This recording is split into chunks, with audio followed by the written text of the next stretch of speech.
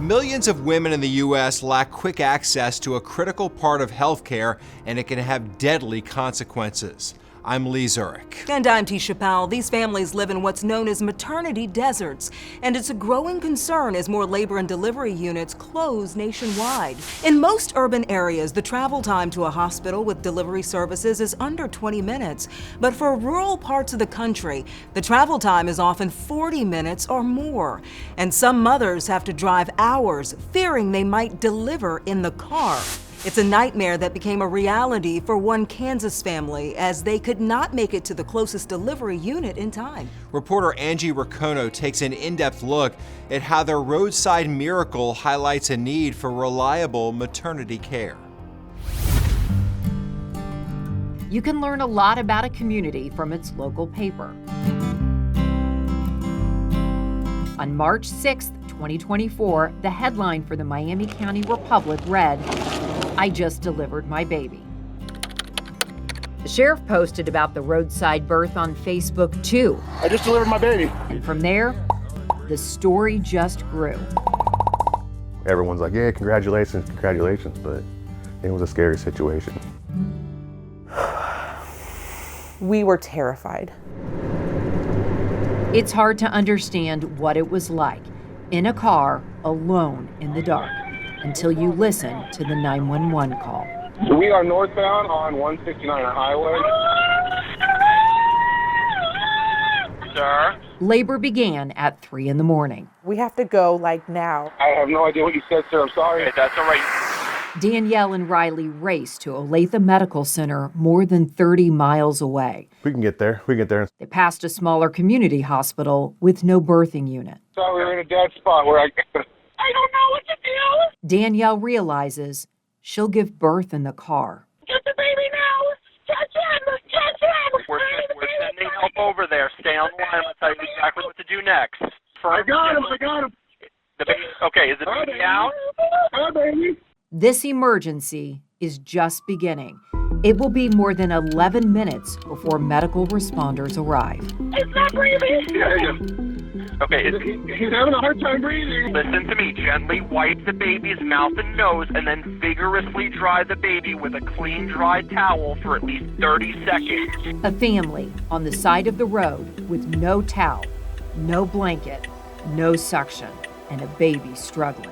He's struggling to breathe. His lips are purple. All right, I'm going to give you instructions on how to give mouth-to-mouth. Completely cover the baby's mouth and nose with your mouth, then blow 5 puffs of air into the lungs, about a half second each, just enough to make the chest rise with each breath. Go ahead and do that now.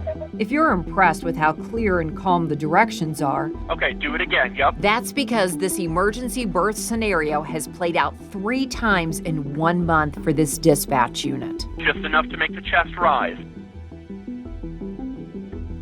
Okay, did you feel the air going in and out?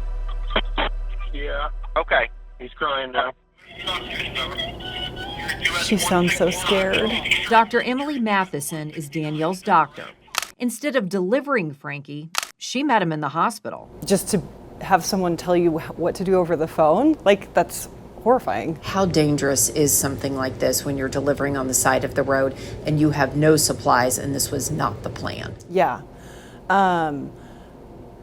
I worry about, a baby could get stuck, and sometimes will require maneuvers to be able to get delivered. Sometimes moms will bleed heavily after delivery, and that can require medications and other interventions. Dr. Matheson has patients who live 90 minutes away. They live in maternity deserts. And even if there's a community hospital, there's no birthing unit. We just knew he was blue. Danielle is a nurse, but her specialty isn't labor and delivery. But then he was gurgling because he had all that amniotic fluid. His face was smashed. In the dark, Frankie's coloring was concerning. Turns out Frankie was bruised. That's because the delivery was so fast.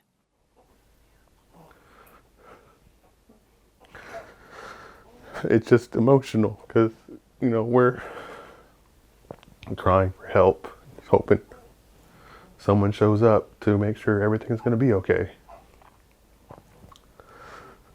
Sorry.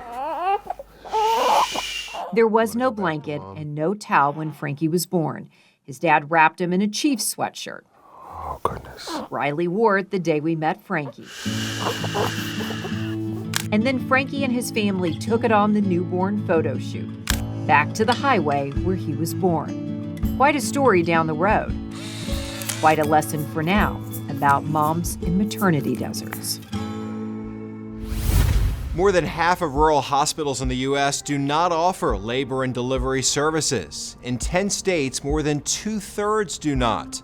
Dr. Robert Moser with the University of Kansas says the closures of these units started about 15 years ago, but accelerated in the last 5 to 6. He says smaller hospitals lose money on deliveries due to low reimbursement rates and the expense of maintaining blood banks or round-the-clock anesthesiology. You're probably not breaking even unless you're delivering, 80 to 100 babies a year. To address this growing crisis, some states are trying to find solutions. Connecticut allows freestanding birth centers to operate as an alternative for women with low-risk pregnancies. And in Iowa, lawmakers allocated more than $500,000 to maternal health services in rural and underserved communities. What gives me hope is our healthcare system is always capable of innovating and finding new and creative ways to serve our communities. To learn more about access to labor and delivery units in your state, head to investigatetv.com and search maternity care.